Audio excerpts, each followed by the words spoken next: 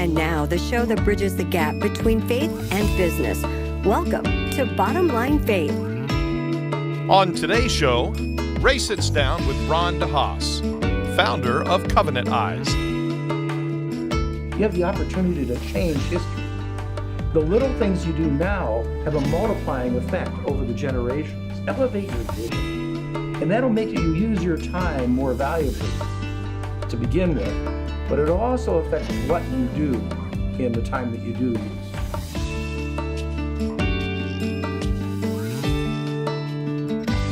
Well, hey everyone, this is Ray Hilbert. I am your host here at Bottom Line Faith, and we'd love to welcome you back for another episode of the program where we really get the opportunity to travel around the country and talk with some of America's greatest Christ followers who are in business and in leadership in the marketplace, sports, enterprise, entertainment, government leadership, and so forth. And I am really, really excited about the conversation that we're going to have today. It's a powerful story. And I am at the world headquarters for Covenant Eyes. And I am with the founder, Ron DeHaas. Ron, welcome to Covenant Eyes. Welcome to Bottom Line Faith. Yes, thank you. So, Ron, I have been looking forward to this. You and I had a chance a few months ago to have breakfast together and get to know one another. And I've got to tell you, you've really been on my heart since then because just your enthusiasm, your passion, you're an entrepreneur, but you've got an amazing story that wasn't always a happy story. But God has allowed that to launch something great. So first, before we get into that, why don't you just tell us a little bit about Covenant Eyes? Covenant Eyes is provides accountability on the internet. Although this year we are working very diligently to expand that to a person's complete computer usage, not just the internet. But the idea is that people struggle with pornography specifically on their computer. This problem of pornography is certainly one of, if not the greatest problem facing the church today, apart from sin itself. It is devastating families. It's devastating people's relationships with one another, with their families, at work, with God, even with their inner man. And so this issue of pornography is something that we want to deal with. We would love to be able to say 20 years from now we've eradicated pornography. Probably not going to happen. Yeah. But we do want to eradicate it for some people. For some people. And so those people, we provide a software program as well as educational resources that provide accountability on their computer usage. And so if you're my accountability partner, let's say, whatever I'm looking at, you get a record of what I'm looking at. And that it's like what's sent to me in an email, or what's that look like? It's sent to you in an email, or you can get it online at any time. Okay, yeah. And I receive it too. In a sense, the behavioral change aspect of it has to work on me. I mean, it's not going to work unless I want it to work, unless I allow it to work. And so I get the report as well. And sometimes just knowing that someone's looking over my shoulder, it's amazing the difference it makes. Yeah, no question about that. And so, national, regional, what's the scope? Worldwide. We have members in 150 countries. We're approaching 300,000 members in 150 countries around the world. And I don't want to get too far in the weeds on this, but is it like, is it a software I download onto my computer, or is it more like something that's in the cloud? What's the little bit of the framework behind it? You go online to covenanteyes.com and sign up. There's a charge of between $12 and $15 for the entire family. And you download the program onto your computing device, and from that point on, that computing device monitors your usage of the device. Does it do it for mobile devices as well? It does. Yep, we have the platforms iPhone, Android, Windows, and Mac. Okay, yeah. Fantastic. So normally there's a story behind somebody starting a company, particularly a company like this. Walk us through how it came about, what was the vision behind it, what led to it, how to, I really want to hear this. Well, this is the part that you were talking about, born out of tragedy, really. We're recording this in August, and August 21st happens to be the day that I lost my family in a car accident. my wife and two kids were stopped on the highway for another accident. August 21st of what year? 1992. Okay. So we're talking 26 years ago now. Yeah. They were stopped, and a tanker truck came up behind them at highway speed, never slowed down, and they were all killed instantly. So that was quite a time for me. I had been in business really all my life. I'm a geologist by trade and education. And I have started many companies in the oil business particularly.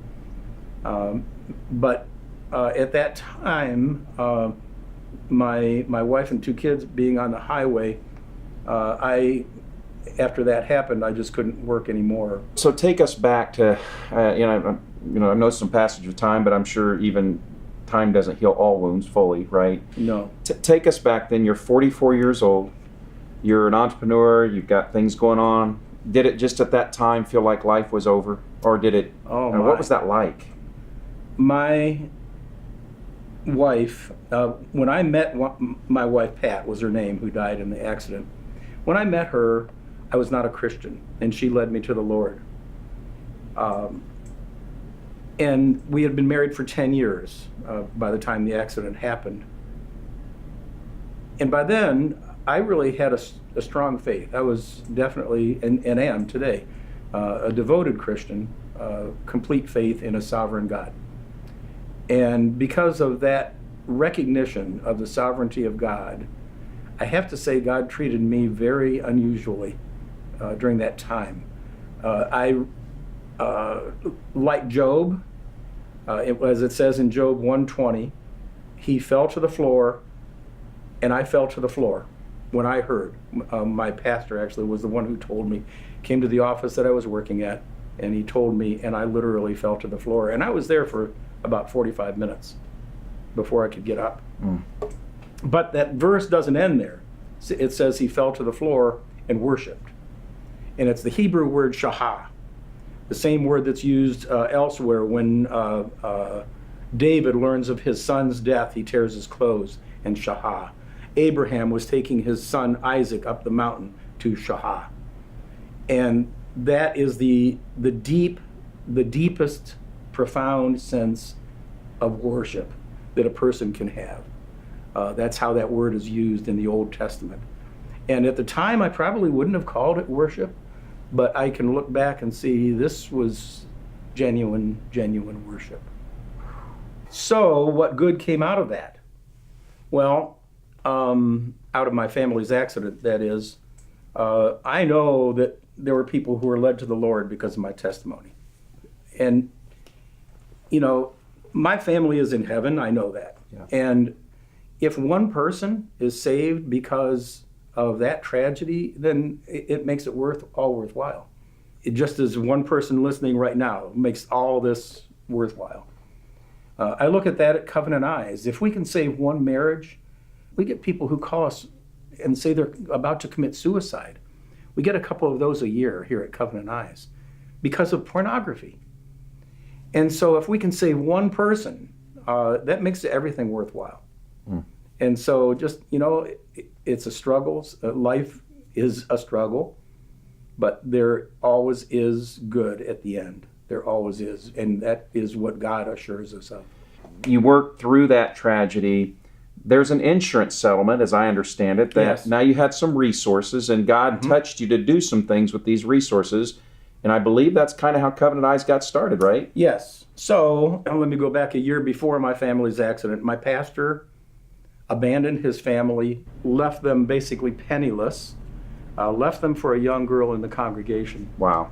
And he married that girl, divorced his wife. Then a year later, my family's accident happened. My wife and two kids died in this car accident, and that tragedy was had such a deep impact. One of the things that I share with people is when I found out about the accident, I literally hit the floor, just like Job. Yeah. I literally hit the floor. And people ask me, how did I survive? And for for weeks and even months afterward, God drew himself so close to me that he was closer than he ever had been before, and really ever since. There's a sense in which I look back at that time and almost with jealousy, thinking, God was so close to me at that time. He drew himself so close to me that I almost long for that closeness again. I can't make that happen. Right. So a year later, there was a wedding in my church of a mutual friend, and so the pastor's ex-wife came to my hometown in Marshall, Michigan. We went out to dinner, and 6 weeks later, we were married. And so that was. Hang on a second. I got to make sure I got this, because this is news to me. I didn't know about this part of your story. Yep. So your pastor had an affair with a young woman in the church. Yes. Left his wife and children to go be with her. Right. They get divorced. He remarries, and your family is then killed in this tragic car crash or accident. And then a year after that, Jeannie comes to a wedding. To a wedding. We go out to dinner, and 6 weeks later, we're married. Yes. 6 weeks later, the two of you are married. And I wouldn't advise this for everybody, that's for sure. But my wife, Pat, and Jeannie, my new wife, were very good friends. They both homeschooled. They were both stay-at-home moms and all. And so they knew each other very well. Pat, my wife who died, and I had actually taught her kids in Sunday school. So I knew her kids. In fact, I have pictures of her kids playing with my kids who died in the accident. Wow. And so we knew each other. We knew a lot about each other, even though we didn't know each other very well. We knew a lot about each other. And then 1 year later, she had 3 children. And 1 year later, we had our 4th child, Abigail. And Abigail, so this happened 26 years ago now. And Abigail is now 24, so she's kind of the apple of our eye. She's the youngest. It's an amazing story. Yeah. And I appreciate that, because I didn't know that part of your story and your journey. Yeah, so all kinds of tragedy, both sides for you and Jeannie, but God brought both of those amazingly difficult stories together and a new story to be crafted. Yes. And so then how did the company get started? How did that all happen? It's such a commonly known verse that God makes all things work together for good. But he makes all things work together for good for those who love him and are called according to his purpose. And when I went through that tragedy, as I said, God drew himself so close to me. I can look back at that time as the time that I was closest to God ever in my life. And you'd have to say that the time that you're closest to God must be the best time of your life, right? You would think. And so there really is a sense in which that time was the best time of my life. So I look back at that time, and then God redeemed it. That's the thing, is God redeemed it by bringing me together with Jeannie. Now our kids are grown up, but she had 2 sons. And in the year 2000, I got the internet in December of 1999, and I learned how to email, and I learned what the internet had. And I found the dangers of the internet, particularly with pornography. Even back then, when dial-up, things have changed since then. The internet wasn't what it is today, but even then, there was a lot of pornography available, very easily available. And so my 2 teenage sons are there, and we're homeschooling, and I can't keep them off the internet. That's not fair in this day and age. You have to use the internet, right? And so what am I going to do? There were filters, and the filters didn't work to begin with.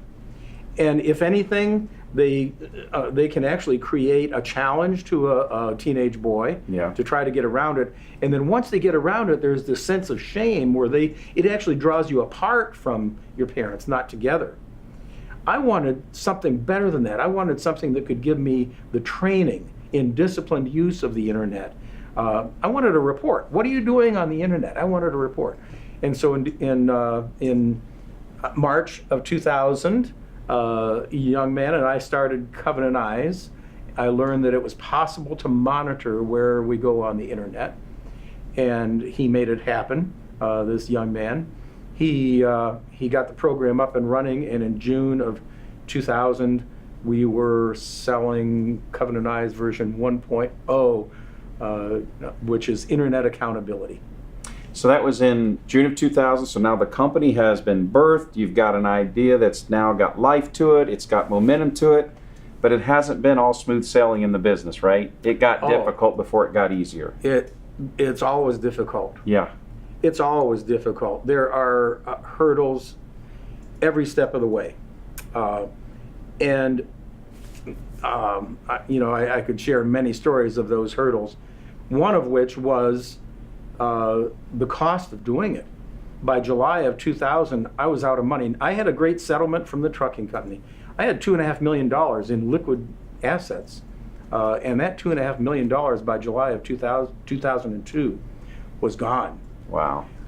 I've been in business all my life, and I could see it was turning around and we were going to make it.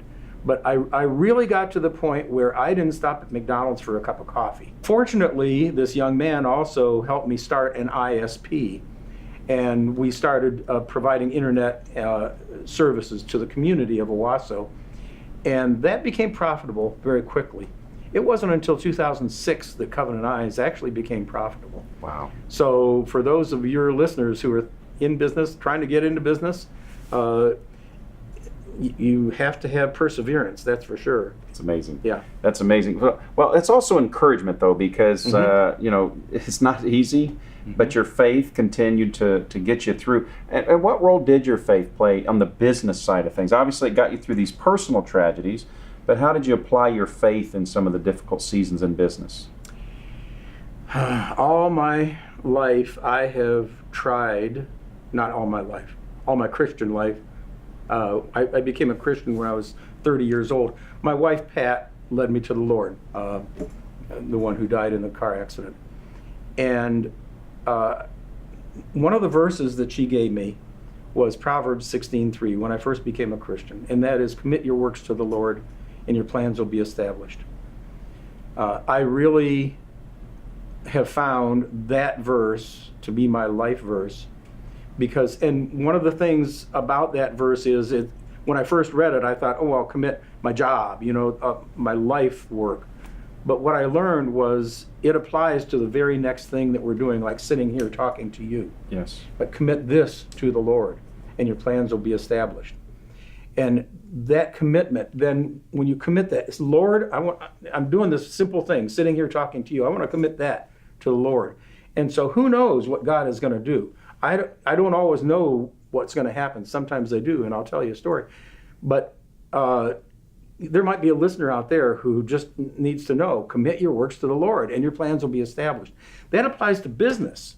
That is one of the cardinal rules of my business, is commit my works to the Lord. I'll give you an example. Commit your works to the Lord. Walking from the post office to my car, and I said, I'm going to commit this to you, Lord, this walk between the post office and my car. And along comes this little old lady looking me in the eye, and I struck up a conversation with her. And God just led me to talk to her. And I asked her, do you know for sure whether you're going to heaven or not? And she said, well, no one can know that for sure. And I said, I'd like to show you how. I don't have time right now, but could I come over? She lived in an assisted care. And I said, can I come over? And so the next day, I brought one of the elders from our church over, and he and I led her to the Lord through the Romans Road. And when I was done, I said, do you understand now? You can know whether you're going to heaven? And I remember very clearly, she said, well, yes, I do. I know I can. And, that was really interesting, because that was God answering my prayer. Lord, I'm committing this work, this simple walk from the post office to the car, to you, I'm committing this to you. That was on a Thursday. And on Saturday, I read in the newspaper, in the obituaries, that she was dead. Oh my. 2 days later. 2 days later. And so I know now that simple walk to the car, and this has business application here, and that's the point here. Yeah. That simple walk to the car, the result of that was that, and it wasn't my doing, it's all God. I'm not taking any credit for this, but that simple walk to the car led to her, instead of going from life into death, she went from death into life. Wow. And so if I'm tracking, what you're telling me is that even as a business person, and for those who are listening to this conversation, is this thing that I'm doing, this activity, this project, this conversation, if I commit it to the Lord, He's got something He's especially wanting to do with it. Is that what you're telling me? Yes, indeed. Yes.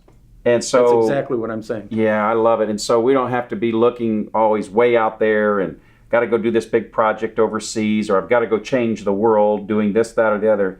But this thing that I'm doing right here, right now has kingdom impact. And it's so easy to forget that. I don't do it. I try to do it all the time, but of course I fail. And then the other thing is, when you're done with that work, remember to look back and see, did God do it? But that's also very easy to forget. Very often I look back and hours later I say, oh, I forgot. Oh yeah, God really did something during that time. What a powerful story. That is amazing. And so let's jump back into the story. So we're a few years into the Covenant Eyes business model, and it's growing. And let's talk about maybe your culture here.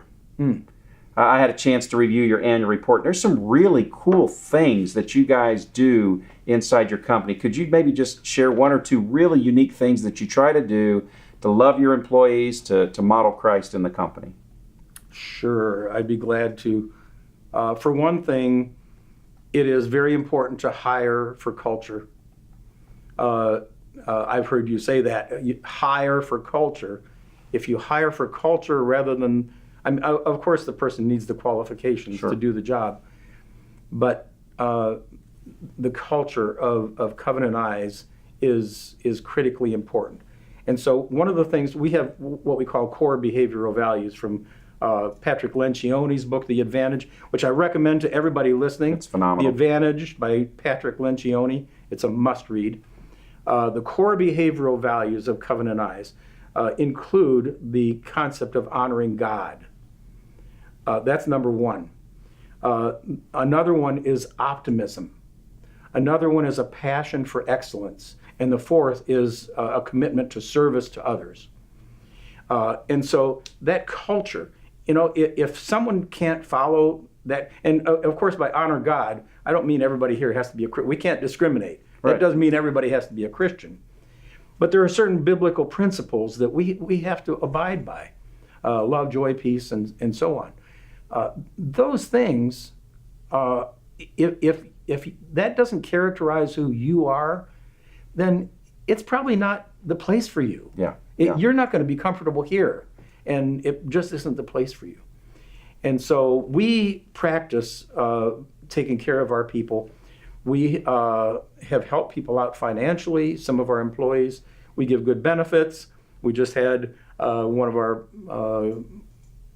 we've actually had a few who have had babies recently, and we give both the men and the women 6 weeks off, paternity leave for 6 weeks. That's an unusual thing. We help people out with it. We paid 6 weeks off. Paid 6 weeks off. Wow. Yeah. In addition to their normal PTO. Yeah. Right. Yeah. So, and in extraordinary cases, we've had a couple of people whose spouses have died, and we have given them extra just administrative leave. Yeah. I know what that's like, and it takes time to get over that, and you just have to give grace. You do something special on birthdays, I read. Well, you get your day off. Okay, you get the day off with pay. Yeah. Or what if you stay and decide to work on your birthday? You can take it off on another day. Yeah. Okay. Yeah, you can combine it with like a weekend in the same month or something like that. All I right. don't know exactly what the rules are, but okay. And then I read something that like 10%, it's like a tithe of the work week is just on personal development, that just for reading books, for doing something for personal enrichment. Right. Where did that idea come from? That was the vice president, our technical vice president, actually experienced that at one of his jobs, and he liked it so much that we implemented it here. That's hard to do for our customer service people. Yeah. Because they take hundreds of calls a day, and we have a policy that we want a person to answer the phone within a minute. Yeah. So 90% of our calls get answered within a minute, which is above standard for a customer service. our customer service is fantastic. They will stay on the phone as long as you need them. We have had 3-hour calls because people just need to talk. And so we get suicide calls. We get a couple suicide calls every year. And I have to say, I've heard you say something similar. If one person driving right now is listening to this, and something they hear helps them get over grief or do something that they hadn't thought of or whatever, that makes it all worthwhile. And that's how we feel about Covenant Eyes. If we can save one life, save one marriage, turn one person away from pornography, it's all worth it. It's all been worth it. It's all been worth it. And that was really part of what helped get you through those really lean times when the business was not going to make it. Yes. You could have shut the doors. Oh, we could have. There were times when I was about to shut the doors, and God pushed me through a different door. The last section of my interviews, I like to talk about like lessons learned, advice, and so forth. Mm-hmm. And one of the questions that I'd like to ask is, what's maybe a mistake that you made, or a regret that you've had, a failure, or whatever? But what's your biggest mistake? What'd you learn from it? I knew you were going to ask that, and I've actually thought about what is my biggest mistake, and one of our core behavioral values is optimism, and I am an optimist. But that is beyond just my nature. That also is my theology. I believe that God makes all things work together for good. Wow. And I don't look at things as mistakes. I look at them as learning and as an opportunity. The greatest problems also become the greatest opportunities. And that's so when you ask, what's my greatest mistake or greatest failure, I could talk about a lot of things throughout my life that didn't come out the way I thought they would. But then God turns around and does something else. And so I look at them as learning opportunities. Doesn't mean you're perfect. It just, that's your perspective on when something doesn't turn out or you were imperfect, that there's an opportunity for growth here. Right. And you'd shared with me earlier that this is actually kind of something that's going on in the business right now. Oh, indeed. Could you talk a little bit about that new opportunity? Yes. So when we started in 2000, the internet was very simple to analyze. Everything was in text. There was a source code behind every website. And those source codes were all in flat files. It was all very simple. As the years have gone on, it's gotten more and more complex. And so the way we do it now, right now we download over 1 billion URLs every day at Covenant Eyes. If you have Covenant Eyes installed on your computer, every URL you go to gets sent to our servers, and we download them to analyze them. And the way we do that, the way we have done it, is through text. The text that's contained, either the domain name, the URL, or whatever. That house is on fire. And it's burning pretty quickly, because more and more it's getting more and more difficult to analyze things, because they're encrypted and they come through other apps and whatever, but they're becoming almost impossible. And so this looked like it was going to put not only us, but every filter, everyone who does anything like this, out of business. And so instead of that, it becomes an opportunity. Okay, what can we do? What business do we have to be in order to put ourselves out of business? That's what I wanted to know. And so I realized that we could, if we could, analyze what's on the screen as an image, rather than worrying about text. Just like the human mind looks at a screen and says, that's pornography. Can a computer do that? Can a computer look at the image? It took about 6 months to answer that question, but the answer is yes. And we're doing it. And we're in the process right now of converting Covenant Eyes completely over to an image-based recognition system, where and the beauty of it is, it doesn't even have to come from the internet anymore. It can be your camera or another app or whatever's on the screen. And that's what we're analyzing. Wow. It's phenomenal. That is, and I love that statement about, and I think that is such an important statement for us as leaders and business leaders. What business do we need to become to put ourselves out of business? Yep. And that's our next stage in evolution in business, right? Absolutely. That's the next opportunity. Absolutely. That's the next solution Yep. of a problem to Yep. be solved. If every Love it. businessman or woman asks himself or herself that question, what do we have to do to put ourselves out of business? That'll tell you what you need to do. So at 69 years old, I'd like you to look back to the 20-year-old Ron, and I would like you to give advice. What advice would you give to the 20-year-old Ron?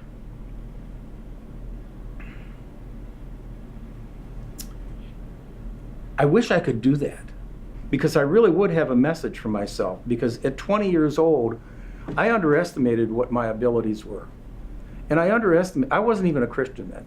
And I mean, that might be one piece of advice I'd give myself back then. I'd say, you're going to become a Christian, why not do it now, you know? Mm-hmm, mm-hmm. But apart from that, from a business standpoint, I would say, Ron, you're keeping your blinders on, you're keeping your vision low.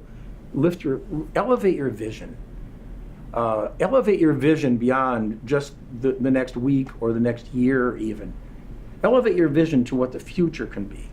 And as I've gone on in business, just the last few years, it has really struck me with the advent of, well, let me back up.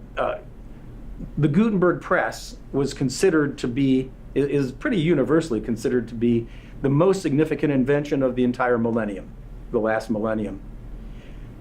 Today, we have the internet. We have wireless technology.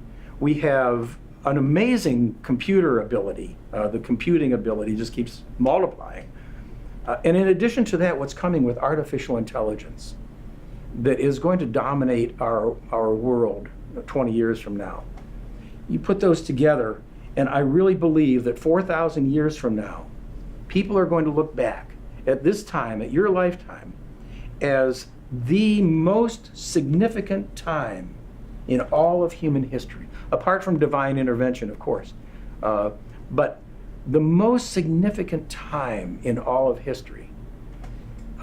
Never a time like it, with all those things going on right now in your lifetime. And so what I would say to the 20-year-old Ron is, you have the opportunity to influence history. You have the opportunity to change history. The little things you do now have a multiplying effect over the generations. In geology, I'm a geologist by trade, and in geology we always say if a rock formation slopes at 1 degree, that adds up to 40 feet per mile. And so a rock formation that might be 4,000 feet deep here in Owasso is 10,000 feet deep just a few hundred miles north. It has that multiplying effect. Wow. And so what I would say to that 20-year-old Ron is, elevate your vision.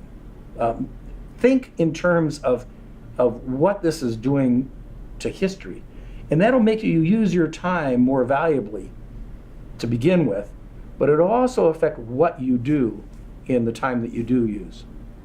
That is just extraordinary, and that is powerful, because it's so easy to just not see a bigger picture, right? Think of the apprentice for Gutenberg. Yeah. He had no idea that his invention was, what he was doing was going to have the impact that it did on civilization. Yes. Getting up every day, doing the same thing. Yeah. But he didn't have, no way he could have known the vision. No. To have seen that. So that's really, but that's really, where we're at right now. Yeah. That's where we are at right now. That is really great. The last question that I like to ask in every one of my Bottom Line Faith interviews is what I call my Proverbs 4:20, my 4:23 question, where Solomon writes these words. He says, "Above all else, guard your heart, for from it flows all of life." So Ron, what I'd like you to do now is look forward. Let's imagine you're towards the tail end, this side of eternity, and you have a chance to gather your family, your friends, your loved ones, and you're going to pass along the single most important piece of advice that you could pass along. And that's what I'd like you to do as our last question here. What's the single most important advice? Above all else, what advice would you have for our audience today?